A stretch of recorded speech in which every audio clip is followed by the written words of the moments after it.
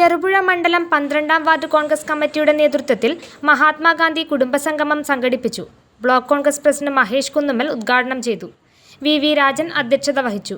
Kavalam Thankachan, T ചന്ദ്രൻ, മാത്യു തടത്തിൽ, Sinoj ആടിമാക്കൽ, George ചെമ്പരത്തി, Prince Vellakkada, CM Benny, Thomas Joseph, George Ittiyappara എന്നിവർ പ്രസംഗിച്ചു. ിൽ നിന്നുകൊണ്ട് സംസാരിക്കുമ്പോൾ വന്യമൃഗശല്യം ഏറ്റവും രൂക്ഷമായിക്കൊണ്ടിരിക്കുന്ന ഒരു കാലഘട്ടത്തിൽ എല്ലാ ദിവസവും ആന ചവിട്ടിയോ പുലി കടിച്ചോ ഒക്കെ ഒരാളെങ്കിലും നമ്മുടെ സംസ്ഥാനത്തിനകത്ത് കൊല്ലപ്പെടുന്ന ഒരു പ്രത്യേക സാഹചര്യത്തിൽ, അതായത് നേരത്തെ ഞാൻ പറഞ്ഞ പോലെ കാടുകളിൽ നിന്ന് ഇറങ്ങി വരുന്ന വന്യമൃഗങ്ങൾ നാട്ടിലുള്ള നമ്മുടെ കൃഷിയും അതുപോലെ നമ്മുടെ ജീവിത സൗകര്യങ്ങളൊക്കെ നശിപ്പിക്കും. അതോടൊപ്പം മനുഷ്യനെ തന്നെ ഇല്ലായ്മ ചെയ്യുന്ന ഒരു കാലഘട്ടം. അതൊന്ന്.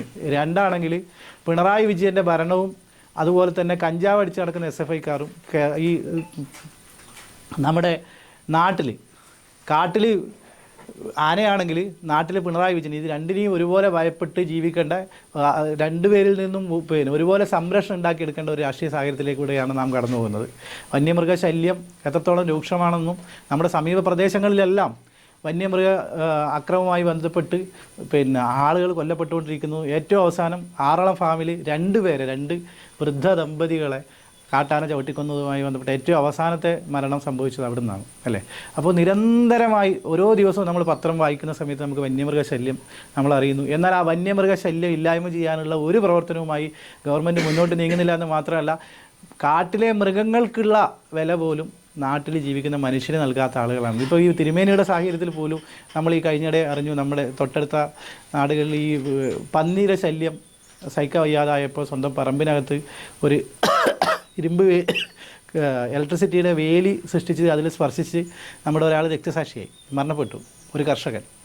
നമ്മുടെ നാട്ടിൽ തന്നെ ഉണ്ടായിരുന്ന കാര്യമായിരുന്നല്ലോ. അപ്പോൾ എന്തുകൊണ്ടാണ് അത്തരം രീതിയിലുള്ള കാര്യങ്ങൾ സംഭവിക്കുന്നത്? നമ്മൾ ഉണ്ടാക്കിയെടുക്കുന്ന, നമ്മൾ കഷ്ടപ്പെട്ട് അധ്വാനിക്കുന്ന നമ്മളെ വിളകളെയൊക്കെ നശിപ്പിക്കാനായി വനങ്ങളിൽ നിന്നും ഈ വന്യമൃഗങ്ങൾ കടന്നു വരുമ്പോൾ ഈ വന്യമൃഗങ്ങളെ തടഞ്ഞു നിർത്താൻ അതിൻ്റെ ഫെൻസിങ്ങോ അല്ലെങ്കിൽ അതുമായി ബന്ധപ്പെട്ട മറ്റേതെങ്കിലും കാര്യങ്ങളൊക്കെ ചെയ്യുവാനോ ഒന്നും വനം വകുപ്പോ സംസ്ഥാന സർക്കാരോ തയ്യാറാകുന്നില്ല. അതിൻ്റെ ഭാഗമായാണ് സ്വയം തന്നെ ഇവിടെ ഒരു മനുഷ്യൻ, ഒരു പാവപ്പെട്ട കർഷകൻ അതിന് ഇറങ്ങുകയും വൈദ്യുതി വേലി നിർമ്മാണത്തിനിടെ അദ്ദേഹം തന്നെ അറിയാതെ അതിൽ സ്പർശിച്ച് മരണപ്പെടുകയൊക്കെ ചെയ്യുന്ന സാഹചര്യം ഉണ്ടായത്.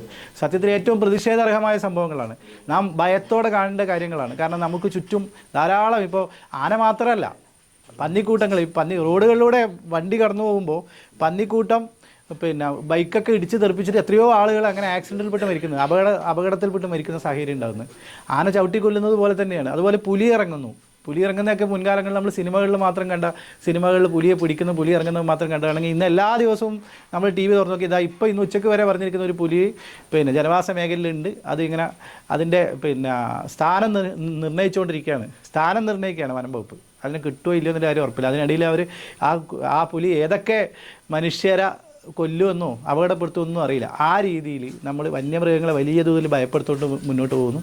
നമ്മൾ രാഷ്ട്രീയ സാമൂഹിക സാഹചര്യമാണെങ്കിൽ നേരെ തിരിച്ച് ഈ പറഞ്ഞ പോലെ 8 വർഷം 9-ാം വർഷത്തിലേക്ക് കിടക്കുന്ന പിണറായി വിജയൻ സർക്കാരിൻ്റെ ജനദ്രോഹപരമായ നിലപാടിൽ ജീവിക്കാൻ പോലും സാധിക്കാത്ത സാഹചര്യം നമ്മളിലേക്ക് വരുന്നു. പുതിയ നമ്മുടെ സാമൂഹ്യ കാഴ്ചപ്പാട്, സാമൂഹ്യ സാഹചര്യം നമ്മളെ ഭയപ്പെടുത്തുന്ന രീതിയിലാണ്, അല്ലേ? ലഹരിയുടെ ഒരു വലിയ ഹബ്ബായി നമ്മുടെ കേരളം മാറിയിരിക്കുന്നു. ഒരുപക്ഷെ രാജ്യത്ത് പോലും കേൾവിയില്ലാത്ത തരത്തിലുള്ള ലഹരി വസ്തുക്കൾ ധാരാളമായി നമ്മുടെ സ്കൂളുകളുടെ മുന്നിലും അതുപോലെ തന്നെ കോളേജുകളുടെ മുന്നിലൊക്കെ ധാരാളമായി വിൽപ്പന നടത്തുന്നു.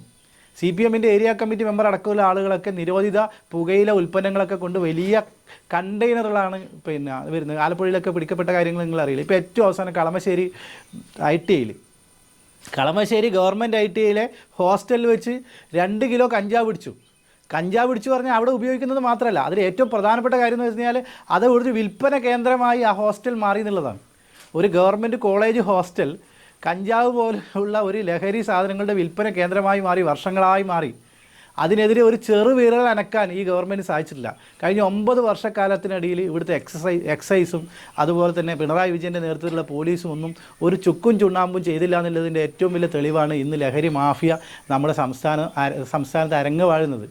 നിങ്ങൾ ചാനലുകളിലും അതുപോലെ തന്നെ YouTube ചാനലുകളിലും മറ്റ് ചാനലുകളൊക്കെ കാണുന്നില്ലേ, ഇപ്പോൾ ഏതെങ്കിലും തരത്തിലുള്ള കേസുകളിൽ പ്രതികളെ പിടിച്ചു കഴിഞ്ഞാൽ ആ പിടിച്ച പ്രതികൾ പോലീസിനെ തല്ലേന്ന്. ഈ കഴിഞ്ഞിടെ ഒരു YouTube ചാനലിൽ കണ്ടു, 2 പ്രതികളെ നാട്ടുകാർ പിടിച്ചു കൊടുത്തു. കഞ്ചാവ് കേസിൽ പ്രതികളായ 2 പേരെ നാട്ടുകാർ വിളിച്ച് പോലീസിൽ കൊടുത്തു.